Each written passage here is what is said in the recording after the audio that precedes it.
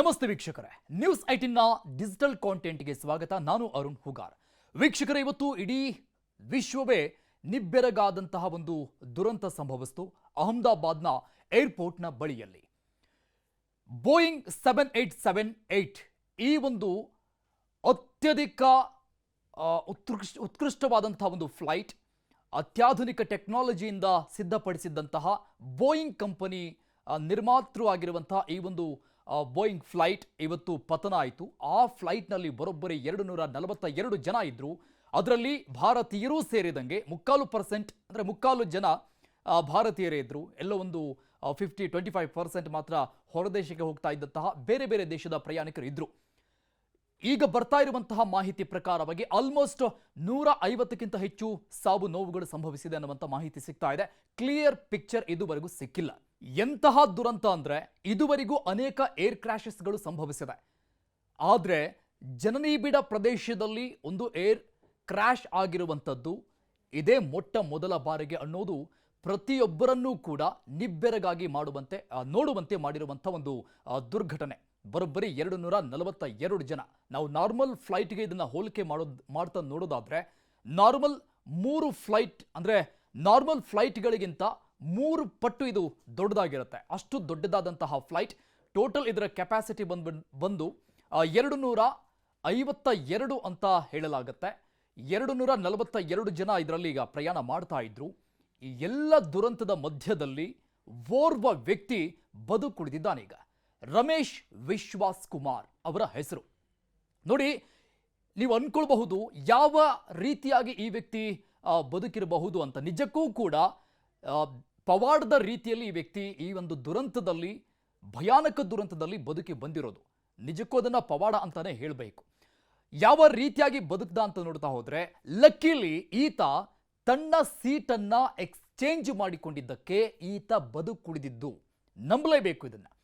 ಈತನ seat ನಿಗದಿಯಾಗಿದ್ದು on boarding ಪ್ರಕಾರವಾಗಿ 11J ಅಂದರೆ ಸೀಟ್ ನಂಬರ್ 11J ಅಲ್ಲಿ ಈತ ಕುಳಿತುಕೊಳ್ಬೇಕಾಗಿತ್ತು. ಇನ್ನೊಂದು ಸೀಟ್ ಅಂದರೆ ಈತ ಎಲ್ಲಿ ಕುಳಿತುಕೊಂಡಾಗ ಆಕ್ಸಿಡೆಂಟ್ ಆಗಿದೆ ಅಂದರೆ, ಅಪಘಾತ ಆಗಿರೋದು ಫ್ಲೈಟ್ನದ್ದು 11A. ಈತ ಕುಳಿತುಕೊಂಡಿದ್ದು 11A. ಈತನ ಸಹೋದರನೂ ಕೂಡ ಈತನ ಜೊತೆಗೆ ಫ್ಲೈಟ್ನಲ್ಲಿ ತೆರಳುತ್ತಾ ಇದ್ದ. ಎಲ್ಲಿಗೆ ಹೋಗ್ತಾ ಇದ್ರು ಅನ್ನುವಂಥ ಮಾಹಿತಿ ಗೊತ್ತಾಗಬೇಕಾಗಿದೆ. ಇಬ್ರು ಕೂಡ, ಈ ರಮೇಶ್ ವಿಶ್ವಾಸ್ ಕುಮಾರ್ ಮತ್ತು ಈತನ ಸಹೋದರ ಅಥವಾ ಕಸಿನ್ ಹೋಗುತ್ತಿಲ್ಲ, ಆ ಬಗ್ಗೆ ಮಾಹಿತಿ ಬರಬೇಕಾಗಿದೆ. ಇವನ ಕಸಿನ್ ಇಬ್ರು ಕೂಡ ಹೋಗ್ತಾ ಇದ್ರು.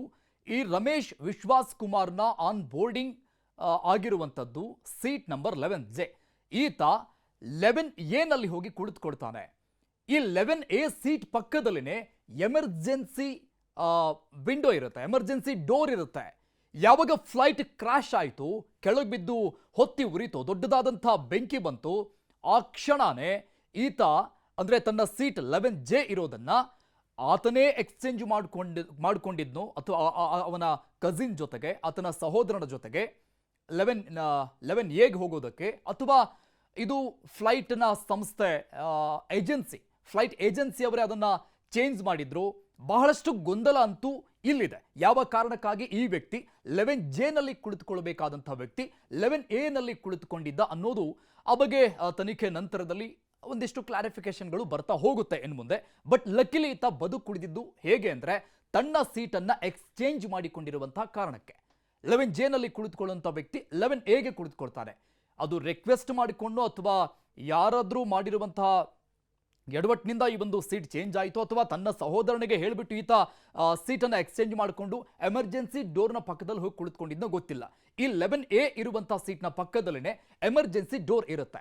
ಯಾವಾಗ ಫ್ಲೈಟ್ ಬಿದ್ದು ಕ್ರಾಶ್ ಆಗುತ್ತೆ, ದೊಡ್ಡ ಮಟ್ಟದ ಬೆಂಕಿ ಹೊತ್ಕೊಳ್ಳುತ್ತೆ, ಎಮರ್ಜೆನ್ಸಿ ಡೋರ್ ಓಪನ್ ಆಗುತ್ತೆ. ತತ್ಕ್ಷಣ ಈತ ಜಂಪ್ ಮಾಡಿ ಬರ್ತಾನೆ ಹೊರಗಡೆ ಕ್ರಾಶ್ ಆದ ನಂತರದಲ್ಲಿ.